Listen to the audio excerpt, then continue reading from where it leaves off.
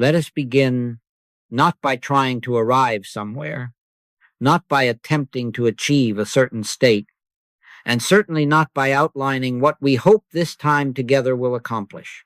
Let us begin by recognizing that there is nothing to accomplish. There is only a quiet yielding to what already is. In the deepest sense of spiritual living, every true beginning is a stopping. Every entrance into God is a cessation of effort, a holy pause in which the soul remembers that it has never been absent from its source. The world teaches us that the day must be met with preparation, with planning, with a tightening of the will. Yet the Spirit teaches us something altogether different. The Spirit whispers, "Be still and know that I am God." Not be busy and then know, not solve and then trust, but be still, and in that stillness, the knowing dawns of its own accord. We are not here this morning to invite God into our experience. God is not a guest arriving late. God is the ground upon which this very moment stands. We come, then, to a gentle recognition. Before we speak, before we think, before we decide, God already is. Before Abraham was, I am. Before your problems were named, before your plans were formed, before your fears took shape, I am. And if God is already present as the I am of being, then nothing is required of us at this moment except to stop struggling against that presence. Most of us awaken in the morning as if life were a task already behind schedule. The mind immediately reaches forward what must be done, what must be handled, what must be prevented. Yet the Christ teaching never begins there. Jesus did not begin the day by outlining the world's needs. He withdrew into the mountain. He entered silence. He rested in the Father. And only then did the activity of the day unfold, not as personal burden, but as divine expression. We are not here to improve ourselves. We are not here to fix our thinking. We are not here to make God respond. We are here to remember, in Him we live and move and have our being. Not later, not after prayer, not once conditions change. In Him now we live and move and have our being.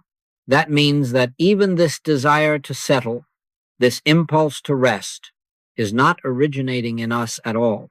It is the Spirit drawing us unto itself. Let us accept, even if only for this moment, that the day does not depend upon us. The success of life does not hinge on our vigilance. The harmony of the hours ahead is not fragile. The Lord shall go before thee, and the God of Israel shall be thy reward. If God goes before us, what is left for us to force? If God is the Alpha and the Omega, what remains for us to manage? This is the opening stillness, not something we create, but something we consent to. We are not entering silence. We are ceasing to resist it. We are not reaching God. We are letting go of the belief that we were ever apart from Him. In this stillness, there is no demand, no expectation, no outline. There is only the quiet assurance that my grace is sufficient for thee, and that this sufficiency is already in operation. So we begin not with words, but with willingness. Willingness to let the noise settle. Willingness to let the will soften. Willingness to exist just for this moment, without agenda. For in that simple consent, the kingdom of God is revealed, not coming, not approaching, but present. The kingdom of God is within you, and where the kingdom is recognized, effort naturally falls away. Remain here. Then, in this opening stillness, nothing needs to happen. Nothing needs to change. The presence that is God is already fulfilling itself. And as we rest in this recognition, we prepare not by effort, but by surrender for the unfolding that follows. As we rest in this opening stillness, something begins to reveal itself, not by force, not by analysis, but by gentle awareness. We begin to notice that much of what disturbs us does not come from events themselves, but from a pressure already present before the events appear. Long before the phone rings, long before the day unfolds, there is a weight upon consciousness, a subtle insistence that something is required of us. This is the invisible pressure we wake up with, and because it is familiar, we rarely question it. This pressure does not announce itself loudly. It does not always come as fear. Often, it comes disguised as responsibility, as duty, as concern. It whispers, "You must be alert today. You must stay ahead. You must not fall behind." And yet this voice did not come from God, for God's voice never urges, never presses, never burdens. "My yoke is easy, and my burden is light." Wherever heaviness appears, we may be certain that something foreign to spirit has entered thought. This invisible pressure is the atmosphere of human consciousness. It is the inheritance of generations who believed that life was a struggle to be endured, a problem to be solved, a race to be won. And because it is collective, we assume it is natural. But the Christ consciousness never accepted this pressure as normal.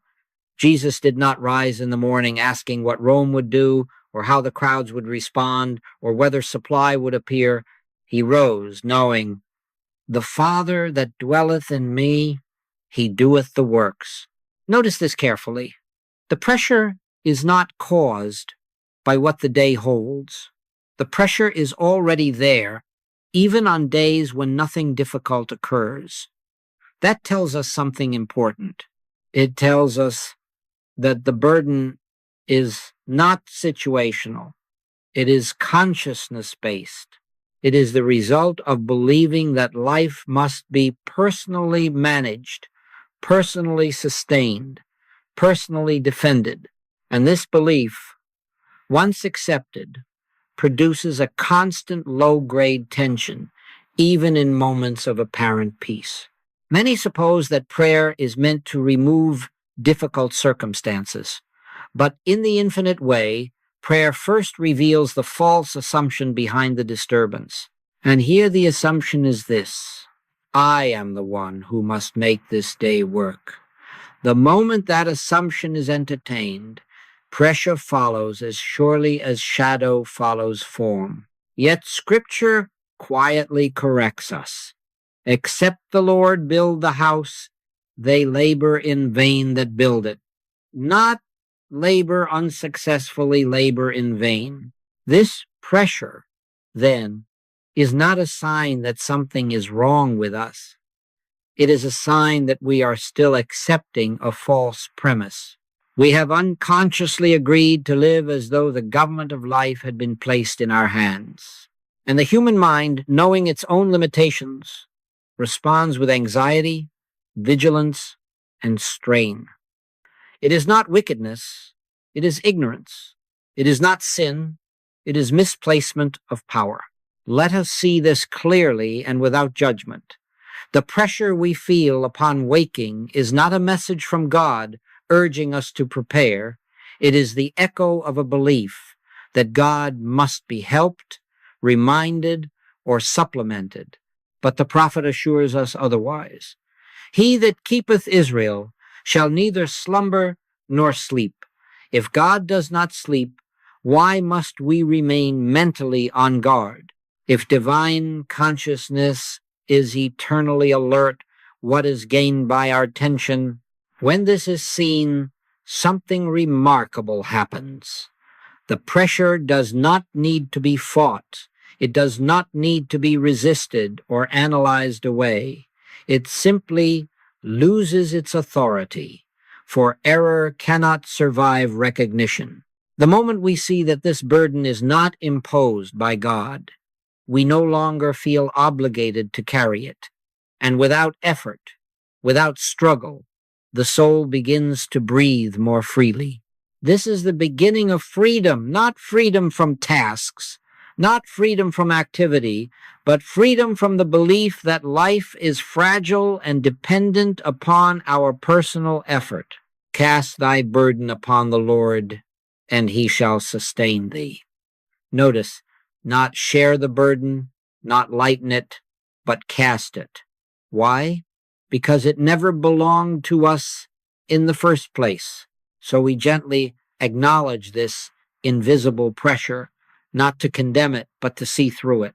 And as we do, we stand at the threshold of a deeper realization that responsibility for life does not rest on human shoulders. It rests where it has always rested, in God. As this invisible pressure is recognized, we are brought face to face with the belief that gives it life, the belief, often unconscious, that life depends upon us. This belief rarely appears in clear words. It is not usually declared. It is assumed. It operates beneath thought as a kind of inner posture, a readiness to take hold, to intervene, to manage. And yet this belief is the very root of human strain. We may not say, I am the source of my life, but we live as though it were so. We rise as though the day might collapse without our supervision. We plan as though harmony must be engineered. We worry as though supply must be coaxed into appearing. And all of this flows from a single mistaken premise that God has delegated the government of life to the personal self. Scripture quietly but firmly denies this premise. The government shall be upon his shoulder, not upon ours, not upon the shoulders of intellect, willpower, or planning, upon his shoulder.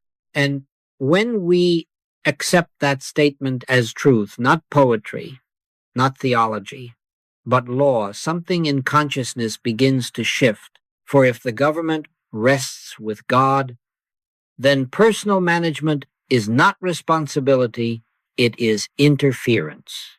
The human mind objects at this point. It says, but if I do not take care, what will happen? And this question reveals the depth of the illusion, for it assumes that God requires our vigilance to complete his work.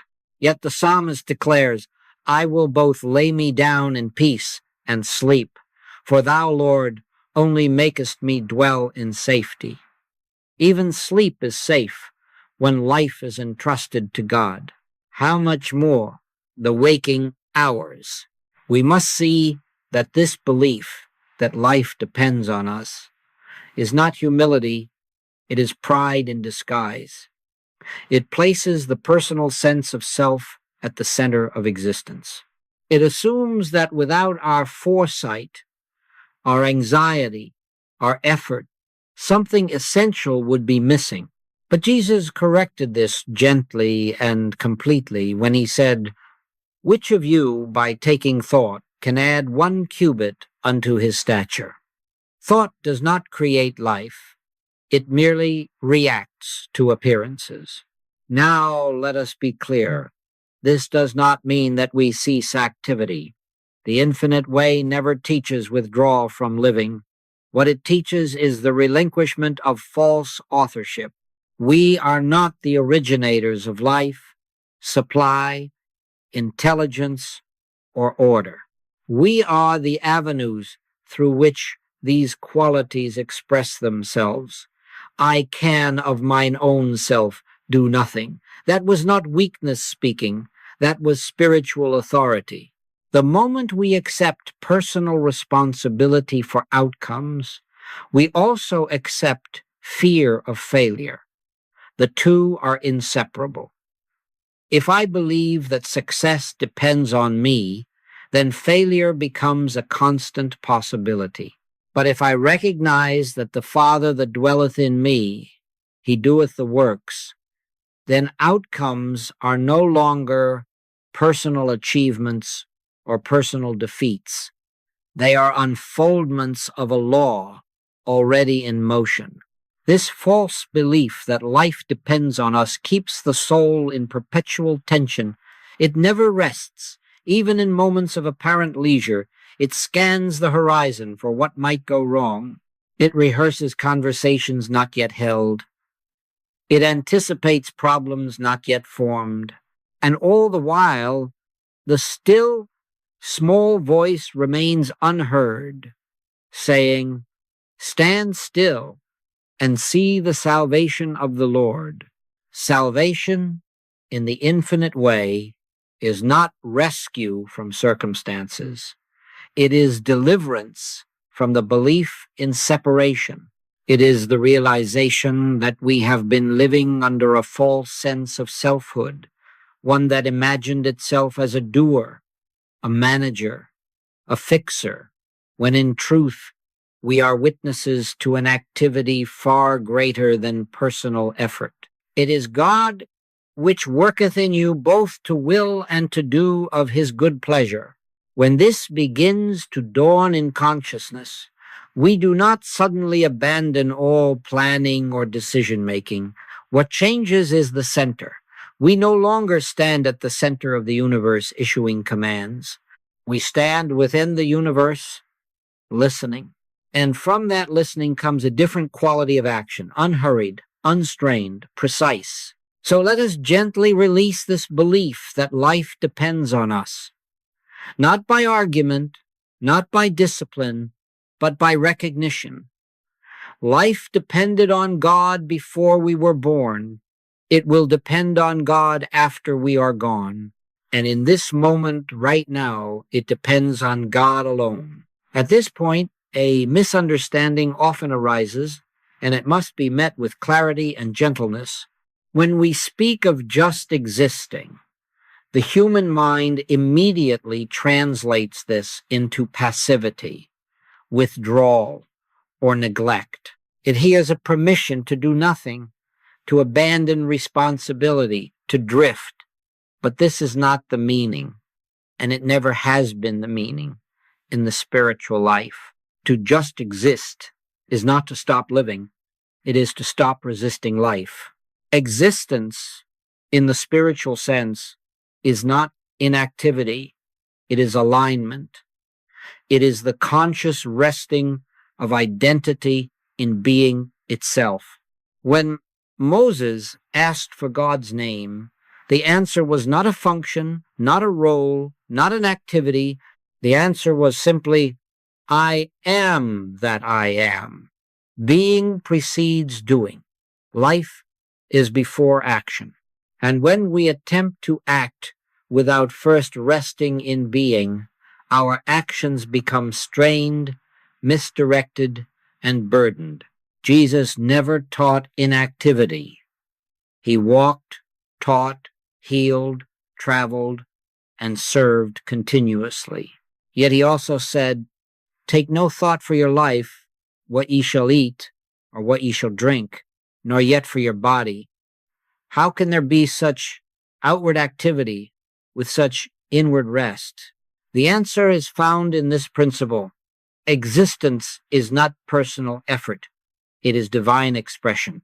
To just exist, then, is to let go of the false sense of authorship. It is to stop imagining that life begins with our decisions. It is to recognize that intelligence, direction, timing, and supply arise from the same source that beats the heart and breathes the lungs. You do not will your heart to beat, yet it does. You do not plan the intelligence of digestion, yet it unfolds perfectly. Why, then, do we assume that the greater movements of life require our anxiety?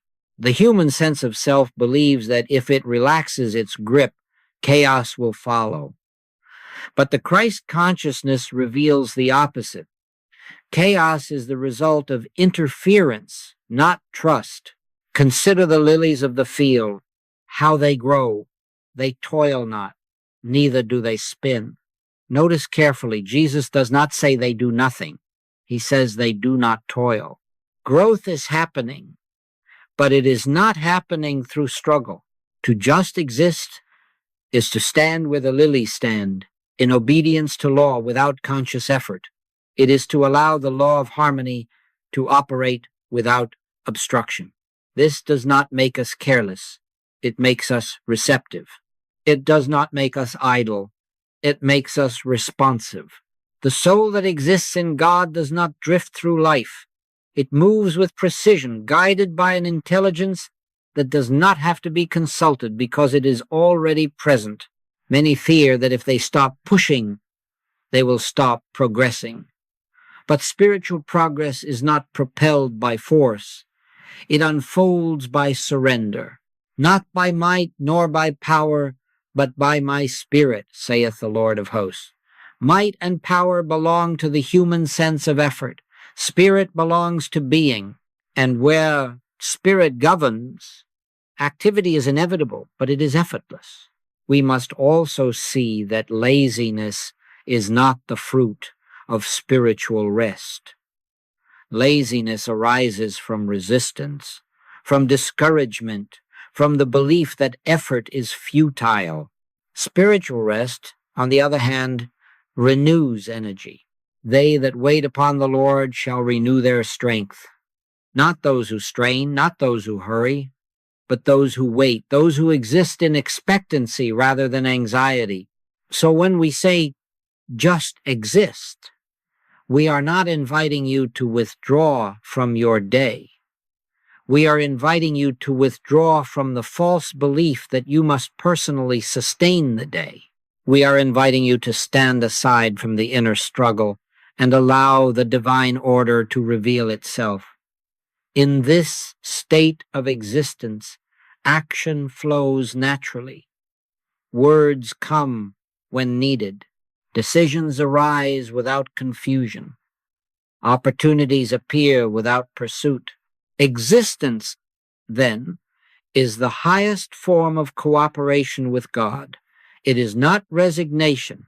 It is agreement. It is the quiet yes, spoken within consciousness, that says, I consent to be governed. And where consent is given, grace takes over.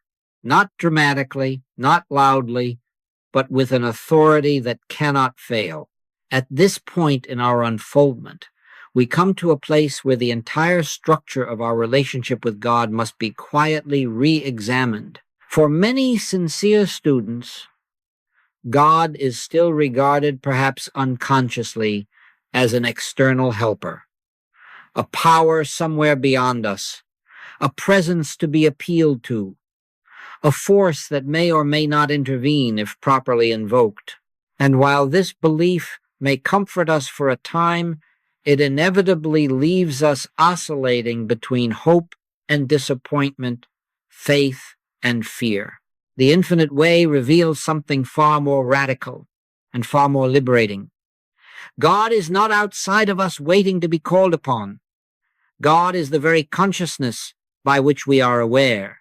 God is not a being we reach toward. God is the being we live within. In him we live and move and have our being. This is not symbolism. It is a statement of spiritual fact. When God is thought of as external, prayer becomes effort. It becomes persuasion. It becomes pleading. We find ourselves saying, God, come here. God, do this. God, fix that.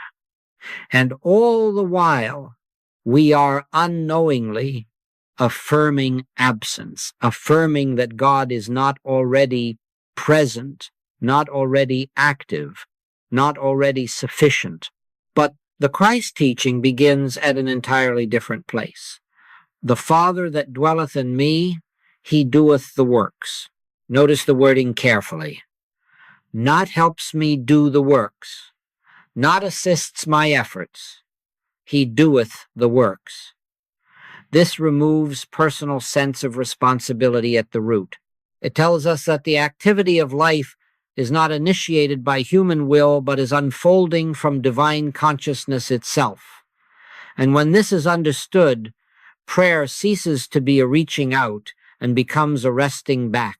The moment we see God as consciousness, a great burden drops away. We no longer wonder whether God has heard us. Consciousness does not need to hear itself. We no longer wonder whether God will act. Consciousness is always acting, always expressing, always knowing. What changes is not God's activity, but our awareness of it. The kingdom of God is within you, not coming to you, not descending upon you, within you. This explains why so much prayer appears unanswered. It is not because God withholds, it is because we are looking for an external response to an internal presence. We are waiting for something to happen out there, when the shift must occur in here. When consciousness is illumined, experience follows. There are no detached outer effects. All effect flows from consciousness. Jesus did not go about seeking divine power. He rested in it. He did not ask whether the Father would be present in a given situation. He assumed presence as the starting point. That is why he could say, "Before you ask, your Father knoweth what things ye have need of." If God is consciousness, then need is already known before it is felt. And where need is known in divine consciousness, fulfillment is already established. Now, this does not mean that we deny appearances or ignore human conditions. It means that we refuse to grant them authority. We no longer say, "This situation has power over me." We say quietly and inwardly, "God is the only power, and God is present as my very awareness." In that recognition, the pressure to make something happen dissolves. To live with God as consciousness is to live without hurry. It is to walk through the day with a deep inner assurance that nothing is required of us except receptivity. We listen more, we react less, we move when moved, speak when words are given, act when action unfolds naturally. And this is not mysticism removed from life. This is mysticism lived. When you no longer look to God as a distant helper, you stop postponing harmony. You stop thinking that peace will arrive later, after circumstances improve. You discover that peace is the atmosphere of divine consciousness, and that you have never been outside of it. Lo, I am with you always, not occasionally, not conditionally, always. So as we continue this morning, let us quietly release the habit of reaching outward. Let us stop asking God to enter the day. Instead, let us recognize that the day is already taking place within God. And as this recognition deepens, effort gives way to trust, anxiety yields to assurance, and life begins to move with a rhythm not of human making, but of divine order. At this juncture, we must come to terms with a very subtle yet profoundly important truth.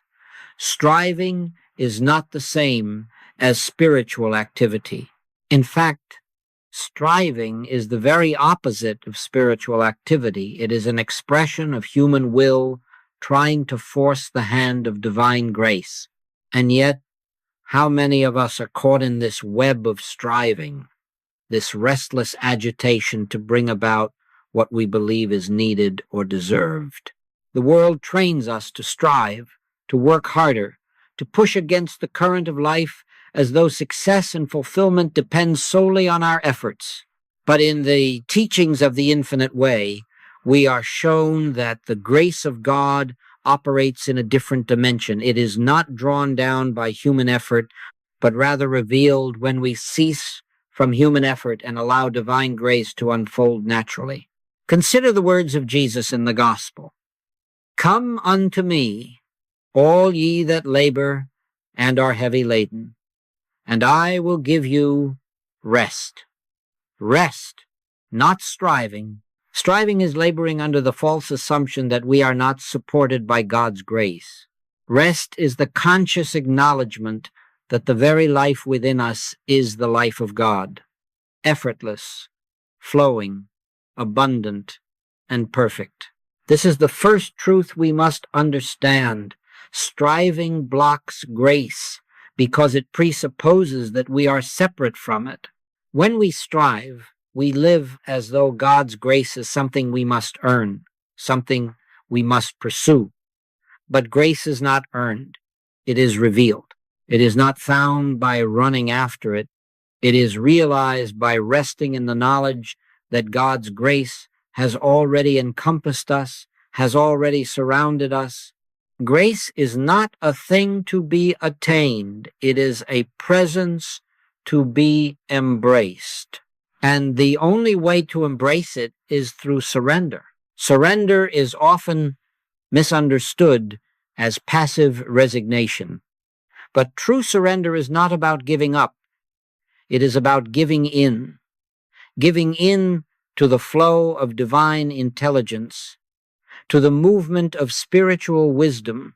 It is the moment when you cease to struggle against the conditions of life and instead allow yourself to be carried by something far greater than your personal will. There is a beautiful passage in the Psalms that speaks to this. Be still and know that I am God. Be still. The stillness is the key.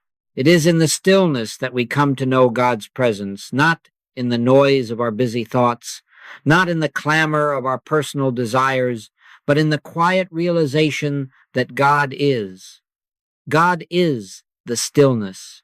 When we cease striving and make room for that stillness, we allow grace to reveal itself to us.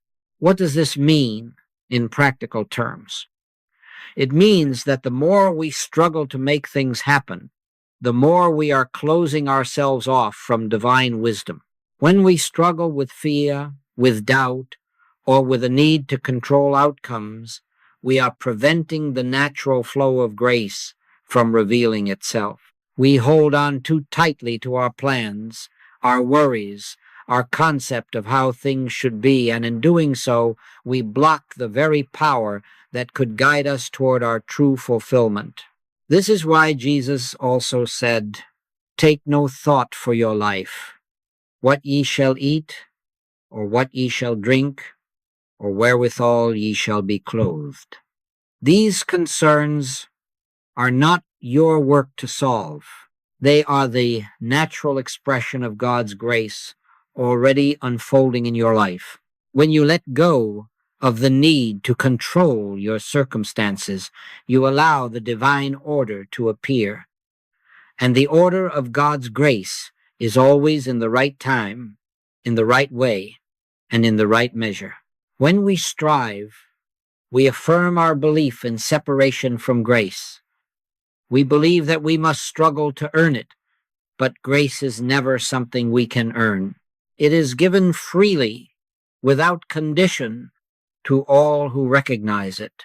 This recognition does not come through striving, but through awareness that we are in the flow of divine intelligence, awareness that we are held by a power far beyond our understanding, a power that knows only good for us. To cease striving is to realize that the fullness of God's presence is already here, already operating, already sustaining us. The great masters, from Jesus to the prophets to mystics like Joel Goldsmith, have all pointed to this same truth. When we cease striving, we step into the stream of grace. When we cease striving, we stop pushing against the divine order of the universe, and instead, we let the current of love, wisdom, and power carry us. This does not mean we become passive or lazy. It means we trust in God's active presence to guide us. We act when we are moved to act.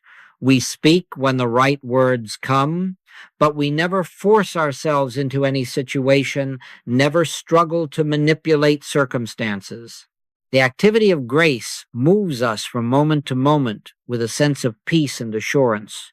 This is the life that we are called to live, a life where striving ceases and the natural movement of divine grace begins to take precedence. It is in this movement that we find true success, not in our own efforts, but in the effortless flow of grace. And when we align ourselves with that flow, when we surrender our need to control and struggle, we will find that we are always provided for. Our needs are already met. Our path is already laid before us. And all that is required is our willingness to rest in divine trust. This, then, is the invitation to cease from striving and to enter into the rest of God's grace. When we do this, we find that all is well, all is provided, and all is already in its perfect order. Grace is the key, and surrender is the door through which we must pass to enter into the fullness of life. The next step in our spiritual journey is to learn how to recognize and accept the divine guidance that is always available to us. The voice of God is not distant. It is not a far-off whisper, nor is it hidden behind complicated rituals or formulas. It is always speaking to us in the stillness of our hearts, in the quiet moments of our lives. But, much like the grace we have discussed, this guidance is only discerned when we are willing to still our human minds and attune ourselves to the divine presence. Many times we find ourselves seeking guidance in moments of distress or confusion. In such times, we ask, what should I do next? What path should I take? Where is God in all of this? Yet, the truth is, divine guidance is not just a lifeline in times of trouble.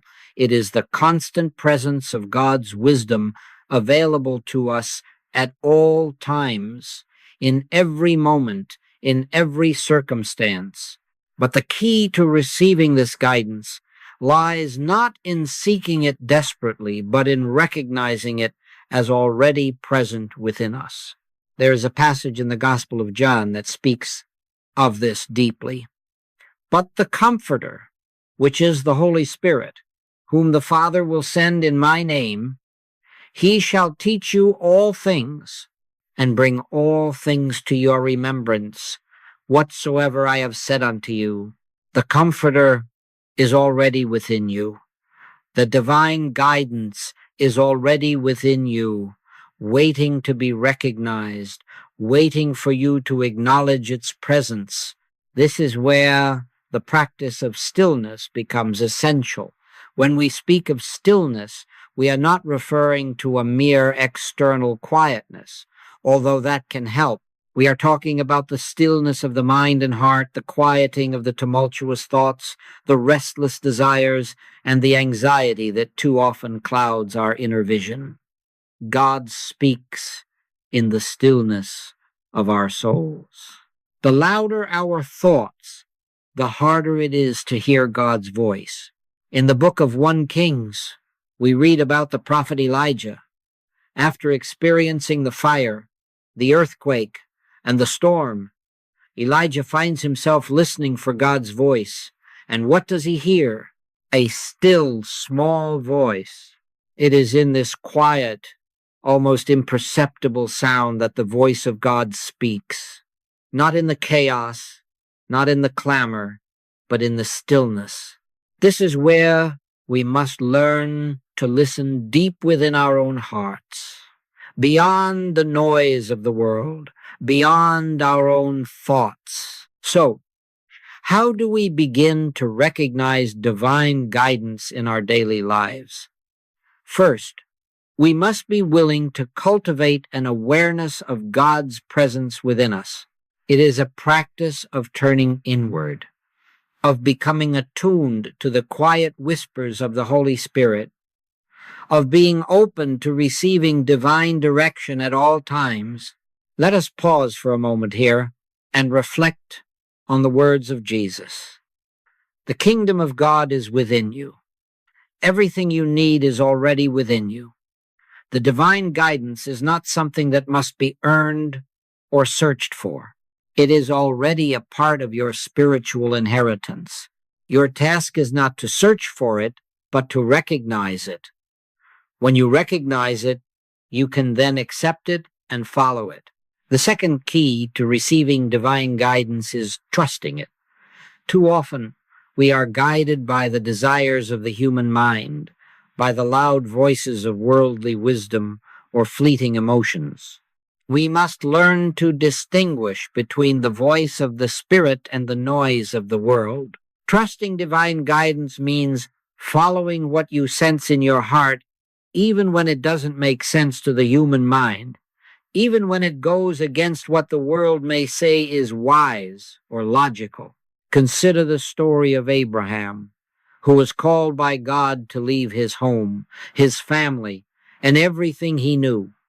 He was asked to go to a place that God would show him, a place that Abraham had never seen before. He was not given a map, a detailed plan, or an explanation. He was asked simply to trust, and Abraham did not hesitate. He followed the guidance, even when it seemed uncertain, even when it defied human logic. And in this simple act of faith and trust, Abraham became the father of many nations. To accept divine guidance is to accept God's wisdom above human understanding. It is to trust that, though we may not always see the full picture, God knows the end from the beginning. God's wisdom is perfect, and God's plan is flawless. When we follow this guidance, we are walking in the path of divine perfection, even though we may not fully understand it in the moment. But how do we begin to recognize this guidance in practical terms? It is not always about receiving a voice from the heavens or having a grand vision. Often, divine guidance comes in small, quiet ways. It may appear as a sudden inspiration, a sense of peace about a decision, or a gentle nudge in a certain direction. Sometimes it is as simple as a thought that comes into your mind that leads you to a better way, or a feeling of peace when you make a choice aligned with divine will. The more we practice listening to our inner being, the more we will recognize these subtle nudges, and the more we will learn to trust them. Our hearts are the place where God speaks to us, and our job is to be still enough to hear it, open enough to receive it, and trusting enough to follow it. Remember the promise in Isaiah? Your ears shall hear a word behind you saying, "This is the way, walk ye in it." This word will always be there, a steady stream of divine guidance. The question is, are you listening? Are you still enough to hear it? Are you open enough to receive it? In conclusion, divine guidance is not something far off. It is here, now, within you, ready to lead you every step of the way. Your work is not to create guidance, but to recognize and accept it. When you do, you will find that the path before you is one of peace, assurance, and divine clarity. And in that divine clarity, you will walk not by human wisdom, but by the wisdom of God, by the grace of God. When we speak of surrender in the spiritual sense, we must first understand what we are surrendering and to whom we are surrendering. Surrender does not mean giving up in the way that the world views giving up. No, in the spiritual context, surrender is an act of strength, not weakness. It is an act of faith, not failure. To surrender is to align yourself with God's will, to lay down your human understanding, your desires, and your will at the feet of the divine. The greatest example of this kind of surrender is found in the life of Jesus. When he prayed in the Garden of Gethsemane, his prayer was simple but profound. Not my will, but thine be done. Here we find the essence of surrender. It is the willingness to release our hold on the way we think things should be and to allow God's perfect plan to unfold in our lives. Jesus, in his moment of deepest anguish, could have chosen his own way. He could have avoided the suffering. He could have taken another path. But he surrendered to the will of his Father because he trusted that God's way was the way of truth, the way of peace, and the way of salvation. In our own lives, we are called to this same act of surrender. The world will tell you that you must hold on to everything tightly, your plans, your desires, your future. It will tell you that you must fight and strive to make things happen according to your will. But the truth is, surrender is the gateway to freedom. When you surrender, you are no longer bound by the limitations of your own understanding. You are no longer shackled by the constraints of the world's expectations.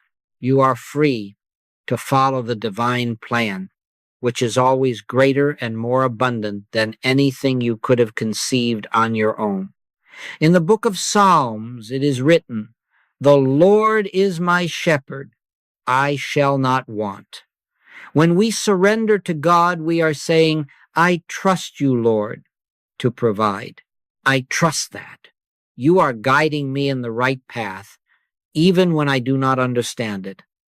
Surrender allows us to rest in the knowledge that we do not have to figure everything out on our own. We do not have to control every aspect of our lives. God's plan is already in motion, and when we surrender, we allow ourselves to be part of that divine flow. Now, surrender does not mean passivity. It does not mean sitting back and waiting for life to happen to you. It means actively choosing to align your will with God's will, even when it requires you to step out of your comfort zone. It means recognizing that your plans, your desires, your efforts are nothing without the presence and guidance of God. True surrender is an act of active trust. It is the courage to take the next step, even when the full path is not yet revealed. Consider the story of Moses. When God called Moses to lead the Israelites out of Egypt, Moses hesitated. He doubted his own ability. He questioned whether he was the right person for the task. Yet, God did not ask Moses to act according to his own strength or wisdom. God simply asked Moses to surrender his will and trust in the divine plan. Moses' surrender was not an act of giving up, but an act of yielding to the greater power at work. When Moses surrendered, God worked miracles through him, and the Israelites were led out of Egypt into the promised land. The same is true for us. When we surrender our plans and our desires, we are not losing something, but we are gaining everything. We are opening ourselves to the flow of God's love, peace, and abundance. We are positioning ourselves to receive the fullness of His grace, which is far greater than anything we could ever achieve on our own. Surrender does not limit us, it frees us. In the Gospel of Matthew, Jesus speaks to us about the freedom that comes from surrender. "Come unto me, all ye that labor and are heavy laden, and I will give you rest." Rest is a gift that comes from surrender. When we release our burdens, our worries, and our fears to God, we receive his peace. We no longer have to carry the weight of the world on our shoulders. When we surrender, we are able to rest in the assurance that God is in control, that he is guiding us, and that his plan is always for our highest good. Surrender also brings clarity. When we are so focused on our own will, we cloud our vision with our limited perspective. But when we surrender, we open ourselves to God's infinite wisdom. It is in this surrender that we begin to see things clearly. Our path becomes clear, our purpose becomes evident, and we are guided by a wisdom that surpasses human understanding. This is why Jesus said, "Blessed are the pure in heart, for they shall see God." When we surrender our human desires and open our hearts to God, we begin to see with divine clarity. But how do we surrender in our daily lives? It begins with a conscious choice, choosing to let go of control and trust in God's will. It involves making time for prayer and meditation, where we can quiet our minds and hearts and listen for the voice of God. It is an ongoing practice of aligning our actions with God's guidance and being open to whatever he asks of us. Remember, surrender is not a one-time event. It is a way of life. Each day, we are called to surrender our will to God, to trust him more deeply, and to walk in the peace and freedom that comes from living in alignment with his will. The Apostle Paul beautifully expresses this truth in the letter to the Romans. "I beseech you, therefore, brethren, by the mercies of God, that ye present your bodies a living sacrifice, holy, acceptable unto God, which is your reasonable service." To live a life of surrender is to present ourselves as living sacrifices to God, not in a way that strips us of our identity, but in a way that allows God to work through us, to use us for his purposes, and to bless us with the fullness of his divine love.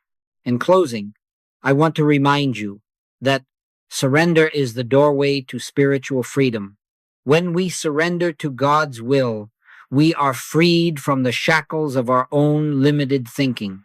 We are freed from the anxiety of trying to control everything, and we are open to receive the abundant life that God has promised us. Surrender is not a loss. It is a gain. It is the key to experiencing the fullness of God's grace, peace, and love in our lives. As we continue to explore the power of surrender, we must understand that surrender is not only a path to peace and freedom, but also a path to healing. True healing occurs when we let go of our human desires, judgments, and the pain that binds us. It is when we release our grip on the brokenness of the past and surrender it to God that we can experience the profound healing power of his grace. In our world, we are often taught to fight against pain, to resist suffering, and to cling tightly to the things that cause us distress. But in the spiritual realm, healing comes through surrender. Healing is not found in the struggle, but in the release. When we hold on to our wounds, to our fears, to our anger, or to the regrets of the past, we are only prolonging our suffering. We are allowing the past to dictate our present reality. But when we surrender these burdens to God, we make space for his healing presence to fill our lives. In the Gospel of Matthew, Jesus speaks of healing in a powerful way. "Come unto me, all ye that labor and are heavy laden, and I will give you rest." Jesus invites us to bring our burdens to him. He does not tell us to carry them alone. He offers us rest, peace, and healing, but we must first surrender the things that weigh us down. The first step in healing through surrender is to acknowledge the pain the fear, or the situation that is causing us distress. We cannot heal what we do not face. But once we recognize the pain, we must then be willing to release it to God. This is where true surrender happens. We stop holding on to the past, stop resisting the present, and trust that God is greater than any of our circumstances. Consider the story of the woman with the issue of blood. For 12 long years, she had suffered, going from doctor to doctor, seeking a solution but finding none. She had tried everything except surrendering to God. But when she reached out in faith and touched the hem of Jesus' garment, she was healed. Her healing came when she surrendered her faith to God, trusting that his touch would restore her. This woman's story is not just about physical healing. It is a lesson in the power of spiritual surrender. She let go of her fear, her pride, her doubts, and she reached out to Jesus with a heart full of faith. And in that moment of surrender, she received the healing that had eluded her for years. Healing always follows surrender, because when we surrender, we are opening ourselves to the transformative power of God's grace. Healing is not a passive process. It is an active surrender of our will, our understanding, and our sense of control. We may not always understand why we are facing pain or suffering, but in surrendering to God, we acknowledge that his wisdom is greater than ours. We trust that he is working in ways that we cannot see, and that in his time, healing will come. The Apostle Paul speaks of this process in his letter to the Corinthians, where he shares about the thorn in his flesh. He begged God to remove it, but God's response was not what Paul expected. God said, "My grace is sufficient for thee, for my strength is made perfect in weakness." In his weakness, Paul learned to surrender to God's strength. He embraced his struggles, trusting that in surrendering, God's grace would be enough to bring him through. And so we too must recognize that our weaknesses, our pains, and our struggles are not obstacles to healing. They are opportunities for God's grace to shine through. When we surrender our fears, our brokenness, and our doubts to God, we make room for his healing power to manifest in our lives. There is a deep spiritual truth in the process of surrendering our pain. It is not about erasing the past, but about releasing its hold over us. The pain, the disappointments, the failures, the hurts, they have shaped us, but they do not have to define us. When we release them to God, we free ourselves from the grip of the past and allow the future to unfold according to his will. In Psalm 34, David writes, "The Lord is near to the brokenhearted and saves those who are crushed in spirit." God is especially close to us in our moments of weakness and pain. He does not abandon us when we are hurting. Instead, he is there, offering his healing, love, and presence. Surrendering our pain to God is not a sign of defeat, but of trust in his perfect love and healing power. But healing is not only about emotional and physical pain. It extends to the healing of the mind and spirit. Our thoughts, our judgments, our worries, they too need to be surrendered. The mind can be a battleground filled with anxiety, fear, doubt, and insecurity. But when we surrender these thoughts to God, we open the door to his peace. We let go of the mental chatter and allow his truth to replace the lies that we have believed.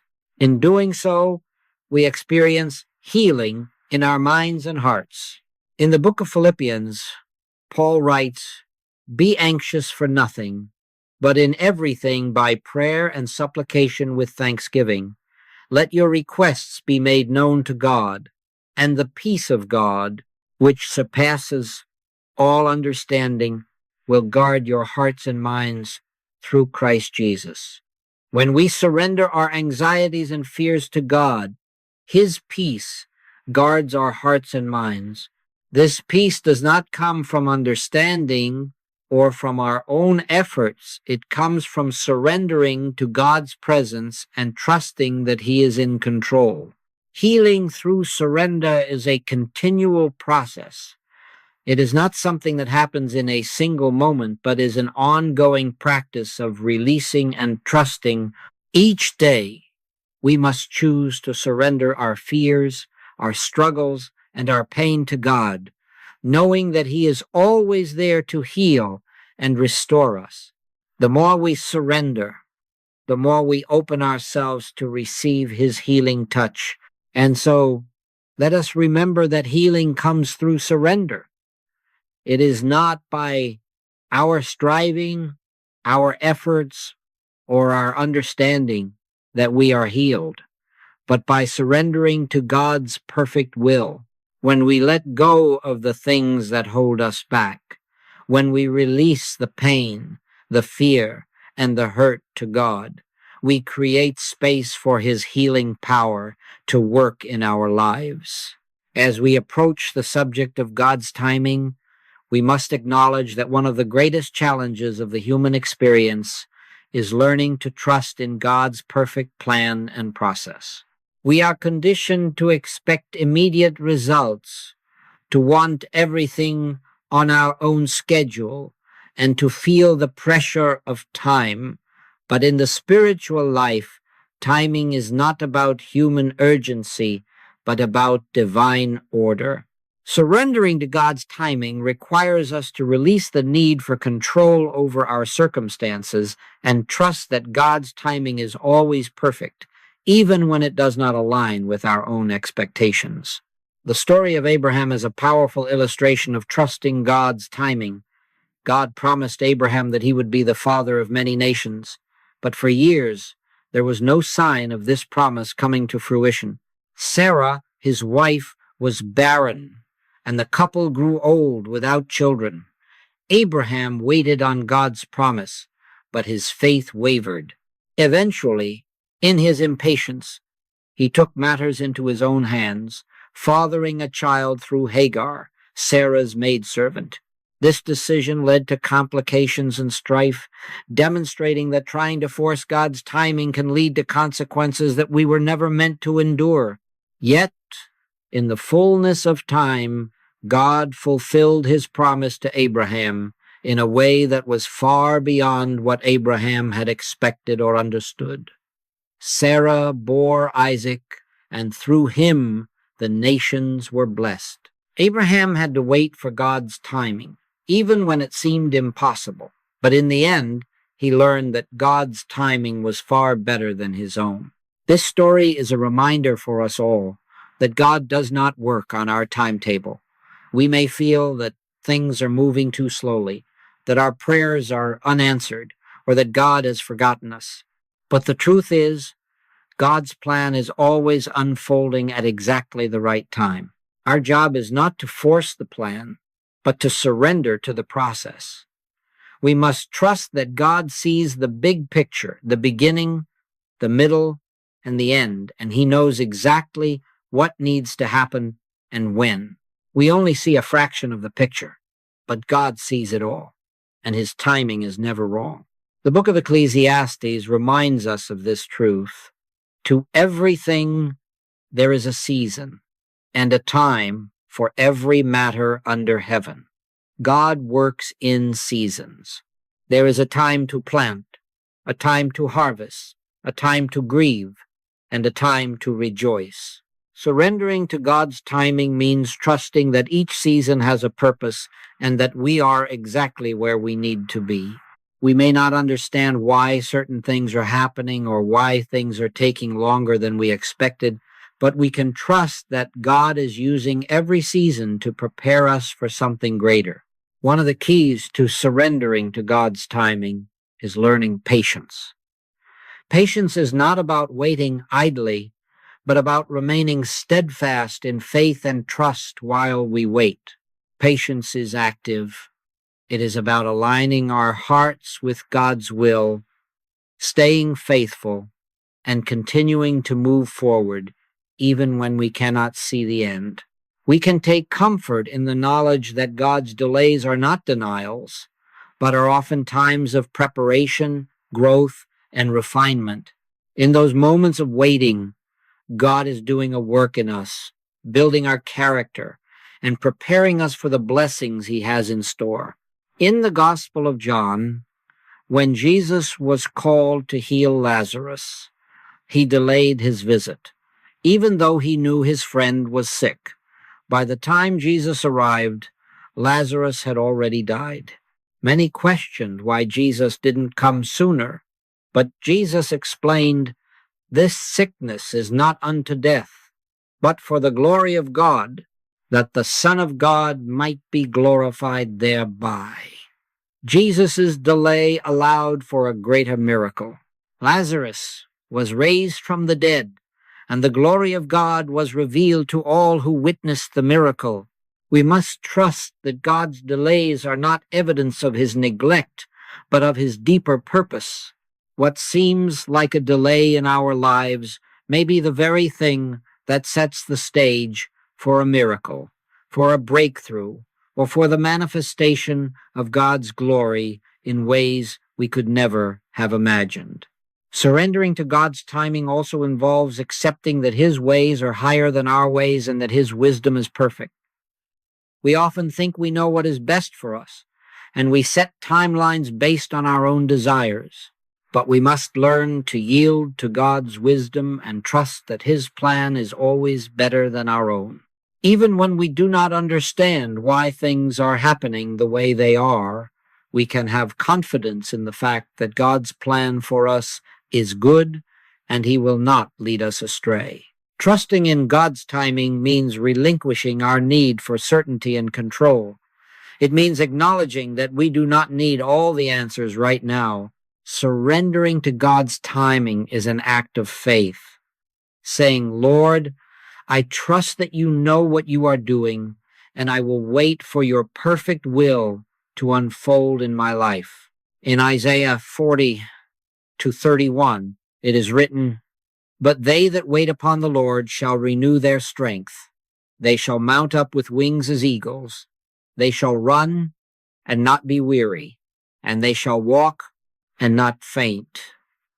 Waiting on God is not a passive, defeated waiting, but an active waiting, filled with hope and expectancy. As we surrender to God's timing, he renews our strength. He empowers us to keep going, even when we feel weary, knowing that his plan is unfolding at just the right time. God's timing is always perfect, and when we surrender to it, we align ourselves with his divine plan. We may not always understand the timing, but we can trust that he is leading us exactly where we need to go. In the waiting, we are being shaped, refined, and prepared for the great things that God has in store for us. And so, let us surrender to God's timing, knowing that his plans for us are filled with hope, purpose, and good things. We do not need to rush ahead or worry about what lies ahead, because God is already there, working all things together for our good. As we conclude our exploration of surrender, we now turn to a critical aspect of this divine exchange: the peace that comes from living in surrender. Surrendering to God is not a form of resignation. It is the gateway to a life of peace, freedom, and confidence in his care. When we let go of our anxiety, control, and fear, we create the space for God's peace to flood our hearts and minds. This peace is not contingent on our circumstances, but on our trust in the divine presence which never leaves us. Jesus in his ministry on earth, promised his disciples peace that transcends the understanding of the world. In John 14:27, he said, "Peace I leave with you. My peace I give unto you. Not as the world gives, give I unto you. Let not your heart be troubled, neither let it be afraid." This peace, the peace that comes from living in harmony with God's will, is not the peace of worldly success, material possessions, or even the absence of trials. No, it is the peace of knowing that God is in control and that we are never alone, even in our greatest struggles. To experience the peace of surrender, we must first embrace the truth that God's presence is always with us and he is ever faithful to care for us. Surrendering to God's care is not about abdicating responsibility. It is about trusting that God will guide us, empower us, and provide for us in every moment. The Apostle Peter reminds us in 1 Peter 5-7, "Casting all your care upon him, for he careth for you." In surrender, we acknowledge that God, who holds the universe in his hands, is fully capable of carrying the burdens of our hearts and minds. The true peace of surrender comes when we relinquish the illusion of control. When we try to control everything around us, our circumstances, our relationships, our future, we are constantly anxious, striving, and fearing failure. But when we surrender to God's will, we stop fighting against the flow of life. We allow God to take the lead, and we rest in the confidence that his plan for us is good, perfect, and filled with hope. This surrender brings rest to our souls because it is no longer about striving in our own strength, but trusting in God's grace. Consider the words of Psalm 23, a beautiful declaration of peace in surrender. "The Lord is my shepherd, I shall not want. He maketh me to lie down in green pastures. He leadeth me beside the still waters. He restoreth my soul. He leadeth me in the paths of righteousness for his name's sake." This psalm speaks of the peace found in complete reliance on God. As our shepherd, God guides us, provides for us, and restores our soul. In surrender, we allow him to lead us beside still waters, where our hearts can find rest and renewal. It is important to understand that the peace of surrender does not mean that life will be free of challenges or difficulties. In fact, Jesus himself said in John 16:33, "In the world ye shall have tribulation, but be of good cheer. I have overcome the world." Surrender is not a promise of a life free from pain, but rather a promise of divine companionship and peace through the storms. Even when the world around us is in turmoil, when we have surrendered our hearts and minds to God, we find peace in his presence. This peace transcends our understanding. It does not make sense to the world. It is not based on external circumstances, but on an inward confidence in the goodness of God and the assurance that he is with us every step of the way. As we surrender, we enter into a place of rest, knowing that God is the one who holds all things together. The weight of anxiety, fear, and striving is lifted, and in its place there is peace, a peace that guards our hearts and minds no matter what we face. The Apostle Paul speaks of this peace in Philippians 4:6-7. "Be careful for nothing, but in everything by prayer and supplication with thanksgiving, let your requests be made known unto God. And the peace of God, which passeth all understanding, shall keep your hearts and minds through Christ Jesus." When we bring our concerns to God in surrender, he responds with peace. This peace surpasses our human understanding because it comes from a place that is not rooted in human strength, but in the divine grace and presence of God. It is a peace that transcends logic, reasoning, and fear, for it is grounded in the perfect love of God. Surrendering to God's peace also means embracing His timing. When we let go of our need for immediate results and trust that God's timing is perfect, we are free to live without the constant pressure of getting things done. Surrendering to God's care means not worrying about how things will turn out, because we know that He is guiding every step of the way.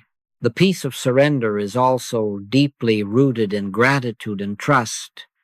As we learn to surrender, we begin to recognize all the ways in which God has provided, guided, and protected us. We see His faithfulness in the past and trust Him for the future. This gratitude fuels our peace as we acknowledge that God's care for us is constant and unfailing. In every situation, He is working for our good. In closing, remember that surrendering to God's peace is the key to a life of freedom and rest. We were never meant to carry the weight of the world on our shoulders. God is our refuge and strength, a very present help in trouble. Let go of your anxieties and fears, and let His peace fill your heart. Rest in the assurance that God is in control, that His love for you is unwavering, and that He will guide you through every moment of your life. Surrendering to God's peace is not a passive act, but an active choice to trust, to release, and to live in the confident rest of God's care. As we close this message, I encourage you to remember that surrender is not a one-time event, but a daily practice. It is a continual decision to align your heart with God's will, to trust Him with every aspect of your life, and to rest in His care. God desires a surrendered heart, one that is fully yielded to His purpose and His love. When we surrender to God, we are not giving up on life, but rather we are giving ourselves fully to the life that He has prepared for us. May we all live in surrender, trusting that God's timing is perfect, His peace is everlasting, and His love is unchanging. Let us release all that weighs us down, trusting that God is doing a work in us that will ultimately bring glory to His name. Let us surrender to the perfect will of God, knowing that His grace is sufficient for every need, and His love is more than enough to carry us through this journey of life.